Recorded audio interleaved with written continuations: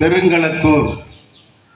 இந்த இடத்துக்கு பேரு சதானந்தபுரம். தாம் பரம், நாமே பரமாகி விடக்கூடிய தன்மையை அடைவோம் ஆனதினாலே தாம் பரம் அப்படின்னு பேர் வச்சாங்க.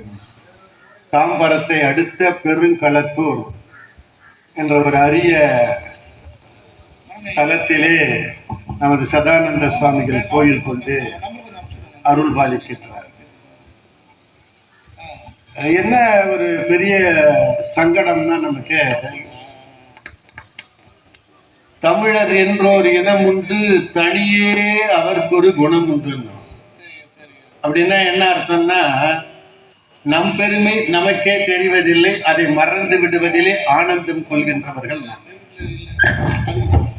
அப்படின்னா நம்ம பெருமை பேசினே தெரியணுமானா அப்படி கிடையாது. நம்முடைய முன்னோர்கள் என்ன காரணத்துக்காக, எதுக்காக, எப்படி இப்படி பண்ணாங்க அப்படிங்கிறது நமக்கெல்லாம் தெரியாமல் போய்விட்டது. அதனால பலவிதமான நன்மைகளை நாம் இழந்திருக்கிறோம். இப்ப நம்மள யாருன்னா வில்லிவாக்கம் சைட்லேருந்து யாருன்னா வந்திருக்கீங்களா? வில்லிவாக்கம் ஐநாவரம் யாரும் இல்லை. மத்திய சென்னைக்குள்ள வர்றது. வில்லிவாக்கம் கொன்னூர் ஐரோடுன்னு ஒரு ஐரோடு இருக்கு, தெரியுமா? கொன்னூர் ஐரோடு ஒரு ஐரோடு. இந்த கொன்னூர் ஐரோடுக்கு ஏன் கொன்னூர் ஐரோடுன்னு பேரு அப்படின்னு தெரியுமாண்ணா? உங்களுக்கு என்ன தெரியுமா? சொன்னா தெரியும், வேற சொல்றதுக்கு முன்னாடி தெரியுமான்னு பாக்குறேன். கொன்னூர் ஐரோடு அப்படின்னு ஏன் பேருன்னா, ஒரு பெரிய வரலாற்று உண்மை அதன் பின்னாலே இருக்கு. அது மாதிரி பல இடங்கள்ல இருக்கு. பக்கத்துல ஐநாவரம்னு ஒரு ஊர் இருக்கு, அது பேரு அயன்புரம். அயன்னா பிரம்மா, பிரம்மன் வணங்கிய ஸ்தலம். சீர்காழி பிரம்மபுரம். சீர்காழிக்கு ஏறத்தாழ நிகரான ஸ்தலம். அதுபோல கொன்னூர் ஐரோடு ஏன் பேர் வச்சாங்கன்னா, நீங்க எல்லாம் கவனிக்கணும். அகத்தியர் வடதிசையிலிருந்து தென் திசை நோக்கி வருகின்ற போது இல்வலன் வாதாபி என்ற 2 பேர், அந்த கதையெல்லாம் பார்த்துருப்பீங்க அகத்தியர் சினிமாவில். அவர் வாதாபியை கொண்டு சமைச்சு இது பண்ணுவோம், வாதாபி ஜீர்ணாபின்னு வயிற்ற தடுவார், அவன் ஜீர்ணாயிரும், அப்புறம் கூப்பிட்டு பார்த்தோம், வெளியே வரமாட்டான். வாதாபியை கொன்ன ஊர் ஆனதினாலே அதுக்கு பேர் கொன்னூர் பேரு. கொன்னூர் ஐரோடுன்னு பிடபிள்யூல கேட்டா கூட இந்த விளக்கம் கிடைக்காது. ஏன்னா யார் அதை பத்தி கவலைப்படுறா? நம்மளால முடிஞ்சது என்ன பண்ணுவோம், ஏது பண்ணுவோம், இவர் ஏமாந்த பேர் அனுப்பிச்சு அப்படின்னு போயிடலான்னு பாக்குறத தவிர, நாம உழைக்கணும். நம்முடைய பெருமை என்ன, நமது கலை என்ன, கலாச்சாரம் என்ன, பண்பாடு என்ன, நம்ம தெய்வீகம் என்ன, நமது வழிபாடு என்ன, என்ன சொல்றோமோ அப்படிலாம் போயிடும் நம்ம. அதனால இந்த கொன்னூர் ஐரோடு அப்படின்னா, தீமையே செய்து கொண்டிருந்த வாதாபியை கொன்று வில்வலனை வழி நடத்திய. அதனாலதான் பக்கத்துல வில்லிவாக்கம் இருக்கு. அந்த பக்கத்திலேயே வில்லிவாக்கம் இருக்குது. வாதாபியை கொன்ன இடமானதுனால அது பேர் கொன்னூர். எதுக்கு இது சொல்றேன்னா, நம்முடைய பழைய வரலாறுகளை அகத்தியன் தமிழ் முனிவன், தமிழை நமக்கு கொடுத்தவன், தொல்காப்பியனுக்கு முற்பட்டவன், தொல்காப்பியனுக்கே தமிழை போதித்தவன்.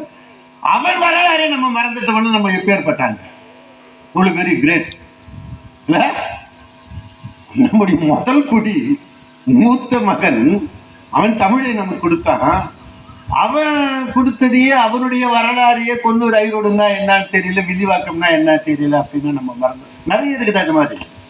கோடம்பாக்கம் கூட கார்கோடகன் என்னும் நாகம் சிவபெருமானை வழிபட்டதால் கோடகன் பக்கம், பின் கோடம்பாக்கம் மாறிச்சு. அந்த மாதிரி பல இது இருக்குது. இதையெல்லாம் நாமெல்லாம் கொஞ்சம் இதுக்காக மெனக்கெட்டு ஒரு 24 மணி நேரம் நம்ம வேலை செய்ய வேண்டாம். ஒரு அரை மணி நேரம், 15 நிமிஷம், 10 நிமிஷம் வாரத்துக்கு, டெய்லி வாரத்துக்கு நம்ம செலவு பண்ணோம் என்று சொன்னால், நம்ம சரியான முறையிலே ஞானிகள், இந்த மாதிரி ஞானிகள் அங்க இருந்திருக்கலாம். நம்ம சாமி சந்திச்ச ஆட்கள் அங்க பல பேர் இருந்திருக்கலாம். அதன் மூலம் சில நன்மைகள் நாம் பெறலாம் என்று சொல்லி உட்படுங்கள் என்று சொல்லி, இன்றைய தினம் நமது சிறப்பு வந்துள்ள ஐயா வெள்ளைசாமி அவர்கள் கழுகுமலையிலிருந்து வந்துள்ளார். கழுகுமலை உலகத்துல ரொம்ப பேர் பெற்ற ஸ்தலம். அது எப்படி பேர் பெற்ற ஸ்தலம் சொல்லணும்னா, 1000 வீடு இருந்தது, எத்தனையோ முருகன் கோயில் இருக்குது, அவரை பக்கத்துல வச்சிருக்கிறதுனால கழுகுமலை பேர் பெற்ற ஸ்தலம் சொல்றேன்னா அப்படி கிடையாது. பாமன் சாமி எத்தனையோ கோயிலுக்கு போயிட்டு வந்தாச்சாரு. ஆனா ஒரு 2 வரி சொல்றாரு. என்னை பள்ளினாலும் என்னை நம்பினவர் தல்லேல் கனைத்தண்டை சிலம்ப ஒரு கழுகுமலை முருகான். கனைத்தண்டை சிலம்பு தெரியும், பாமன் சாமி அடியார். கனைத்தண்டை சிலம்ப ஒரு கழுகுமலை முருகா அப்படின்னா கழுகுமலையில இருக்கக்கூடிய முருகப்பெருமான் தன் சிலம்பு அசைய ஆடி வருகிறான்னு அர்த்தம். அந்த காட்சியை கழுகுமலைக்கு முக்கியத்துவம் கொடுத்து பாமன் சாமி பாடுறாருன்னா அது மட்டுமல்ல, காவடி சிந்து தோன்றிய இடமும் கழுகுமலை. அப்பேற்பட்ட கழுகுமலையிலிருந்து ஐயா அவர்கள் நான் கற்ற சைவ சித்தாந்தம் படித்தவர், சைவ சித்தாந்தத்தில் ஈடுபாடு கொண்டவர், நம்ம திருமறைகள் எல்லாம் முழுதாக படித்தவர், ஆராய்ச்சி செய்பவர், என் போன்றாரிடம் அன்பு கொண்டு பழகக்கூடியவர், எப்படியும் சைவத்தை நிலைநிறுத்த வேண்டும் என்பதிலே தன்னாலான பணியை மேக்சிமம் லெவல், இந்த எலாஸ்டிக் லிமிட் சொல்றாங்க பாருங்க, பிளாஸ்டிக் லிமிட், அந்த லெவல் மேக்சிமம் போயிட்டு செய்யக்கூடியவர். அந்த அன்பர் இன்றைக்கு நமக்கு பிரதம விருந்தினராக வந்துள்ளார். அவர் சில வார்த்தைகளை சொன்ன பிறகு நம்ம குருவலம் ஆரம்பிப்போம். இப்பொழுது நம்மிடையே சிவத்திரு வெள்ளைச்சாமி அவர்கள். தென்னாடுடைய சிவனே போற்றி, எந்நாட்டவர்க்கும் இறைவா போற்றி. சைவத்தின் மேல் சைவம் வேறில்லை, அதில் சார் சிவமாம் தெய்வத்தின் மேல் தெய்வம் இல்லெனும் நான்மறை சீர்வைத்த தீருதல் தேவாரமும் திருவாசகமும் உயிரை தரச் செய்த நால்வர் பொற்றால் எம் உயிர் துணையே. திருச்சிற்றம்பலம். ஐயா ரொம்ப இதை கழுகுமலையினுடைய சிறப்பை சொன்னாங்க. அந்த கழுகுமலை கழுகாச்சலமூர்த்தின்னு அங்கே உள்ள முருகனுடைய பெயர். அங்கே முருகன் இந்திரன் மயிலாக அந்த முருகனுக்கு கொடுக்குறாரு, வாகனமாக இருக்கிறாரு. அதனால் அந்த இடதுபுறமாக தெரிஞ்சிருக்கும் அந்த முருகனுடைய மயில். மற்ற எல்லா இடத்துலையும் பார்த்தீங்கன்னா மயில் வலதுபுறமாக இருக்கும். அது தேவர்கள் மயில், இது இந்திரன் மயில். அதனால் இதுக்கு ஒரு தனி சிறப்பு உண்டு. திருப்பி முருகனுக்கு 6 கை உண்டு. 6 கை இருக்கிறது வேறு எந்த முருக ஸ்தலத்திலையும் நீங்கள் பார்க்க முடியாது. அதனால் இது ரொம்ப இப்போது சமீப காலமாக அது செவ்வாய் ஸ்தலம் குருஸ்தலம்னு சொல்லி நிறைய இப்போ பக்தர்கள் நிறைய அடைஞ்சிட்டு போகிறாங்க, நன்மைகள் பெற்றுட்டு போகிறாங்க. திருமணம் கைகூடி வருது, இந்த வீடு பிரச்சனைகள்லாம் தீருது. மற்ற அந்த கழுகாச்சலமூர்த்தி மேற்கு முகமாக அகத்தியருக்கு உபதேசம் பண்ணுறதாக ஐதீகம். வேறு எங்கேயும் மேற்கு முக முருகனை பார்க்குறது ரொம்ப அரிது. அதில் கழுகுமலை ரொம்ப சிறப்பு வாய்ந்தது. எல்லோரும் ஒரு டைம் இருந்துன்னா ஒரு தடவை போயிட்டு வாங்க. நிறைய இந்த இதுலேயும் நீங்கள் கூகுளில் சர்ச் பண்ணி பார்த்தீங்கனாலே நிறையா வரும். ஐயாவும் நம்மளுடைய வீட்டில் ஒரு அரங்கம் வச்சுருக்கோம். அதில் கொஞ்சம் அந்த முருகனை பற்றியெல்லாம் ரொம்ப சிறப்பாக பேசியிருக்காங்க. அதை நாங்கள் யூடியூப்பாகவும் வெளியிட்டிருக்கோம். அதில் யூடியூப் நீங்கள் பார்க்கலாம். கழுகுமலை ஆன்மீகம்னு போட்டிங்கனாலே அதில் தெரியும். இப்போது நம்ம சதானந்த சுவாமிகளுடைய ஆசிரமத்துக்கு ஐயா வாங்க ஒரு தடவை பார்த்துட்டு போகலாம் அப்படின்னாங்க. சரின்னு சொல்லி வந்தோம். ரொம்ப தெய்வீகமாக இருக்குது. சுவாமிகள் இங்கே ஜீவ சமாதி அடைஞ்சிருக்காங்க. அதை நான் ஐயாவினுடைய இதை கூகுளில் சர்ச் பண்ணி பார்க்கும்போது ஐயா 1922 ஜீவ சமாதி அடைஞ்சிருக்காங்க, தை மாதம் மகத்தன்னைக்கு. அதனால் நீங்கள் இன்றைக்கி ஒவ்வொரு மகத்தன்னைக்கும் நீங்கள் குரு பூஜை பண்ணுறீங்க. எனக்கு ரொம்ப சந்தோஷமாக இருக்குது. இந்த இடம் பார்க்குறதுக்கு ரொம்ப சூழ்நிலைகள் ரொம்ப ரம்யமாக இருக்குது. ஐயாவுடைய சீடர்கள் நாராயணசாமி சிம்மர்கள் தான் 1909 முதல் சீடராக ஜாயின் பண்ணியிருக்காங்க. அவர் போலீஸ் அதிகாரியாக இருந்திருக்காரு. அவருடைய ஒரு திருட்டு கேஸில் ஐயா அவருக்கு ரொம்ப உபதேசம் பண்ணோன்னே அவருக்கு அந்த கேஸிலிருந்து விடுபட்டு ரொம்ப முன்னேற்றம் அடைஞ்சிருக்காரு. அதனால் அவர் சீடராகிட்டார், பிரதமர் சீடராகிட்டார் நாராயணசாமி சுவாமிகள். அவரும் இங்கேயே சமாதியாக இருக்கார்.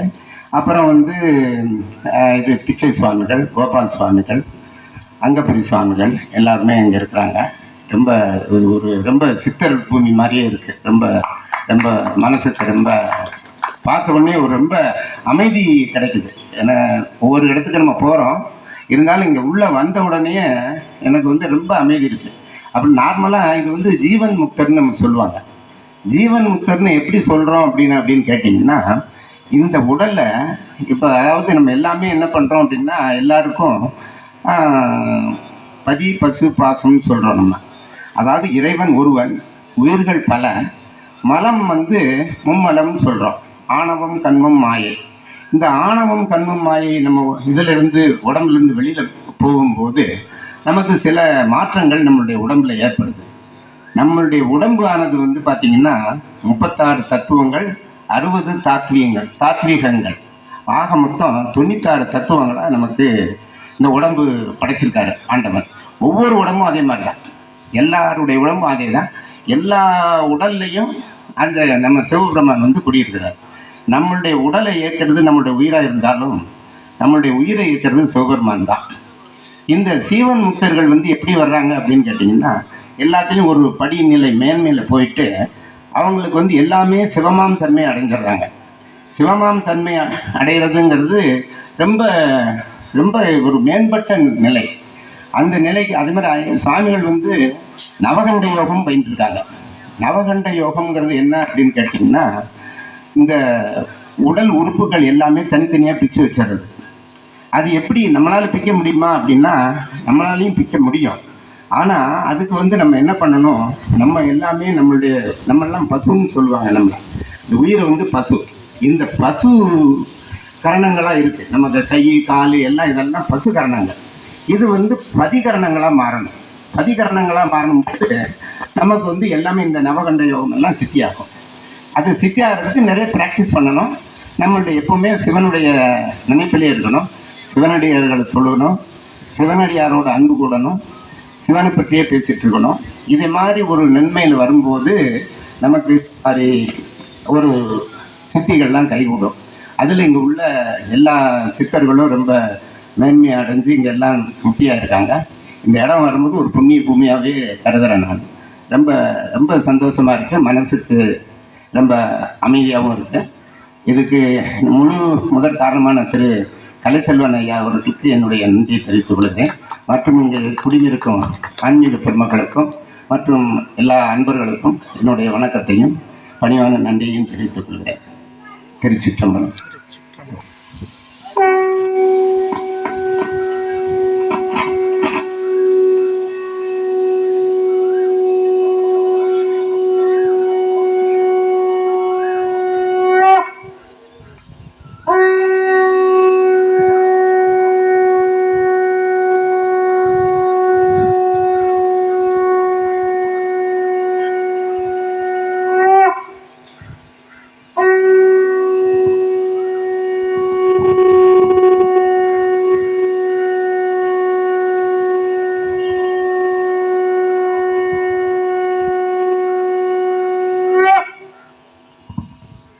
ரொம்ப ரத்தன சுருக்கமாக அவர் விட்டு 2 மணி நேரம் பேசுவார்.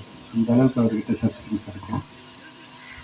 காலத்தின் அருமை கருதி சைவ சித்தாந்தத்தையும் நமது குருநாதருடைய அந்த சூழ்நிலை எல்லாத்தையும் சேர்த்து கழுகுமலையோட பெருமையையும் அருமையாக சொன்ன ஐயா வெள்ளைச்சாமி அவர்களுக்கு நன்றி சொல்லி, ஏன் அவரை கூப்பிட்டோம் அப்படின்னா,